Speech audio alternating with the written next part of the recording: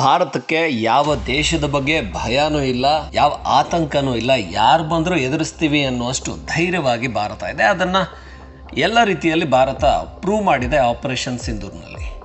ಅದು ಚೈನಾದ defence system, air defence ಸಿಸ್ಟಮನ್ನು ಹೊಡೆದಾಕಿದೆ. ಹಾಗೆ ಟರ್ಕಿಯ ಡ್ರೋನ್ಗಳನ್ನು ಹೊಡೆದಾಕಿದೆ. ಅಮೆರಿಕಾದ F-16ಗಳನ್ನು ಹೊಡೆದಾಕಿದೆ. ಭಾರತಕ್ಕೆ ಯಾವ ಆತಂಕನೂ ಇಲ್ಲ. ಆದರೆ ಪಾಕಿಸ್ತಾನಕ್ಕೆ UN-ನಲ್ಲಿ ಈ ಆತಂಕ ಕಾಡ್ತಾ ಇದೆ.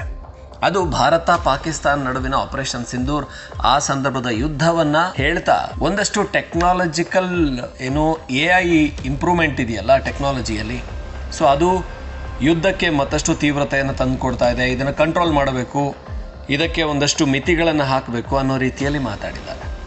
ಇದು ಪಾಕಿಸ್ತಾನಕ್ಕೆ ಒಂದು ಆತಂಕ ಇದೆ, ಪಾಕಿಸ್ತಾನಕ್ಕೆ ಅಸಹಾಯಕತೆ ಇದೆ ಅಂತ ಅನ್ನೋದನ್ನು ತೋರಿಸ್ತಾ ಇದೆ.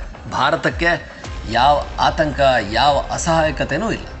ಯಾವುದೇ ಸಂದರ್ಭದಲ್ಲಿ ಯಾವುದೇ ವೈರಿಯನ್ನು ಎದುರಿಸೋದಕ್ಕೆ ಭಾರತ ಸರ್ವಸನ್ನದ್ಧವಾಗಿದೆ ಅಂತ ನಮ್ಮ ಡಿಫೆನ್ಸ್ ಮಿನಿಸ್ಟ್ರು ಆಗಾಗ ಹೇಳ್ತಾನೆ ಇರ್ತಾರೆ, ಗಡಿಗೆ ಹೋಗಿ ಬರ್ತಾನೆ ಇರ್ತಾರೆ. ಹಾಗೆಯೇ ನಮ್ಮ ಸೇನಾ ಶಸ್ತ್ರಾಸ್ತ್ರಗಳು ಹಾಗಿದ್ದಾವೆ. ಪಾಕಿಸ್ತಾನಕ್ಕೆ ಒಂದು ಬ್ರಹ್ಮೋಸನೇ ತಡ್ಕೊಳಕ್ಕಾಗಲಿಲ್ಲ. ಒಂದು ಬ್ರಹ್ಮೋಸ್ಗೆ ಪಾಕಿಸ್ತಾನ ಅಲ್ಗಾಡ್ ಹೋಯಿತು. ಪಾಕಿಸ್ತಾನದ ನ್ಯೂಕ್ಲಿಯರ್ ರೀಜನ್ ಏನಿದೆ ಅದರ ಪಕ್ಕಕ್ಕೆ ಹೋಗಿ ಬಿತ್ತು ಅಂತ ಕೂಡ ಮಾಹಿತಿ ಆಯಿತು.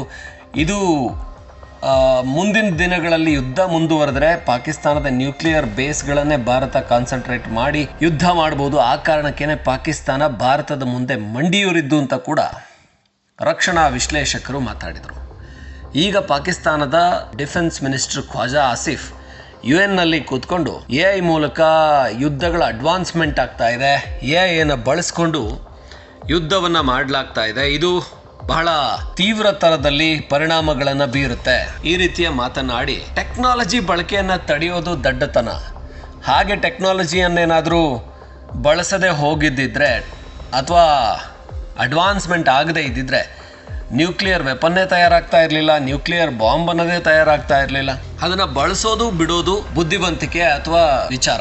ಆದರೆ ತಾಂತ್ರಿಕವಾಗಿ ಬೆಳವಣಿಗೆ ಆಗಬಾರದು ಅನ್ನುವಂಥದ್ದು, ರಿಸರ್ಚ್ ಆ್ಯಂಡ್ ಡೆವಲಪ್ಮೆಂಟ್ ಆಗಬಾರ್ದು ಅಂದರೆ ಅದು ದಡ್ಡತನ ಆಗುತ್ತೆ.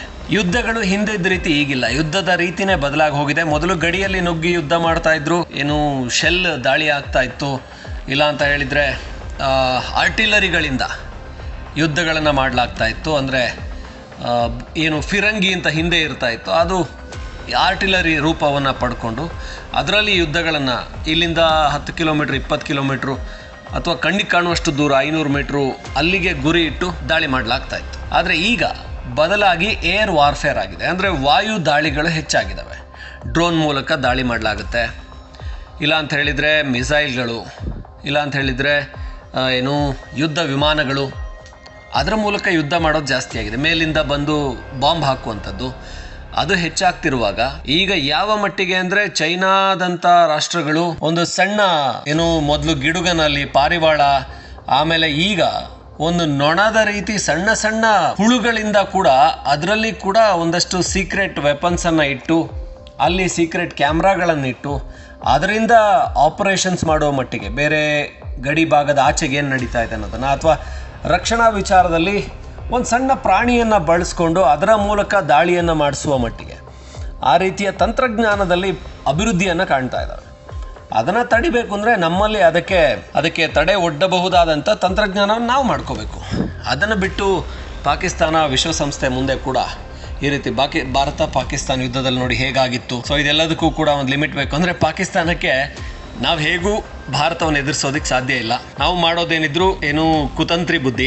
ಹಾಗಾಗಿ ಭಾರತನ ಹೇಗೆ ಹಣಿಯೋದಪ್ಪ, ಯಾವ ರೀತಿ ಅವ್ರನ್ನ ಸೋಲಿಸೋದು, ಈ ರೀತಿ ವಿಶ್ವಸಂಸ್ಥೆಯಲ್ಲಿ ಒಂದಷ್ಟು ಕಡಿವಾಣ ಹಾಕಿ ಅನ್ನೋ ಮಾತುಗಳನ್ನಾಡಿದ್ರೆ ಏನಾದರೂ ನಮ್ಮ ಬಗ್ಗೆ ಒಂದಷ್ಟು ಸಿಂಪತಿ ಕ್ರಿಯೇಟ್ ಆಗ್ಬೋದು ಅಂತ ಯೋಚನೆ ಮಾಡ್ತಾ ಇರ್ಬೋದು. ಆದರೆ ಭಾರತ ಅದು ಗಡಿಯಲ್ಲಿರಲಿ ಅಥವಾ ಕ್ರೀಡಾಂಗಣದಲ್ಲಿರಲಿ ಅಥವಾ ಅಂತಾರಾಷ್ಟ್ರೀಯ ವೇದಿಕೆಯಲ್ಲಿರಲಿ ಪಾಕಿಸ್ತಾನಕ್ಕೆ ಮಣ್ಣು ಮುಕ್ಕಿಸ್ತಾನೆ ಇದೆ. ಇದು ಮತ್ತೆ ಮತ್ತೆ ಸಾಬೀತಾಗ್ತಾ ಇದೆ.